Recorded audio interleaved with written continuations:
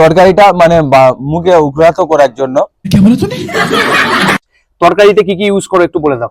যেরকম তরকারিতে ইউজ করা হচ্ছে, যেরকম পাঁচমিশালি সবজি আছে, একটা আছে তোমার যেটা আমি বলে থাকি কাবলি ছোলা, বাংলা থেকে বলা হয় কাবলি ছোলা। তার মধ্যে আছে মটর আছে, আলু আছে, সয়াবিন বড়ি আছে। তার মধ্যে আবার তুমি যদি চাও ওই যে ছোলার ডালের যে বড়িটা হয় ওইটাও মেশানো হয়। আর আমি চাই যেটা তরকারিটা মানে মুখে উগ্রাত করার জন্য মশলার মধ্যে কি কি দেওয়া হয় সেটাও আমি বলে দিচ্ছি। ঘি 1 নম্বরে স্পেশাল ঘি দেওয়া ইউজ হয়। কি ঘি ইউজ করো?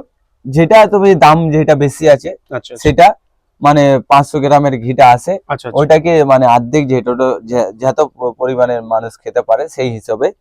আর তার মধ্যে চিনিও ইউজ করা হচ্ছে, যে মিষ্টি ভাবটা যেন মুখে তুলে দেয়। ধনেপাতা দিচ্ছ? ধনেপাতা আছে, কস্তুরি মেথি আছে, কস্তুরি মেথিও আছে, আর ম্যাগি মশলা আর মিট মশলা। আচ্ছা, এইসব দিয়ে মানে শরীর যাদের খারাপ হয় তাদের যে মুখরত করার জন্য মুখে ধরে খাবারটা, সেই হিসাবে। জ্বর হলে যে মুখে একটা তেতো তেতো ভাব থাকে, তোমার কাছে এলে পরোটা খেলে মোটামুটি সেই ব্যাপারটা কেটে যাবে। একদম। আচ্ছা।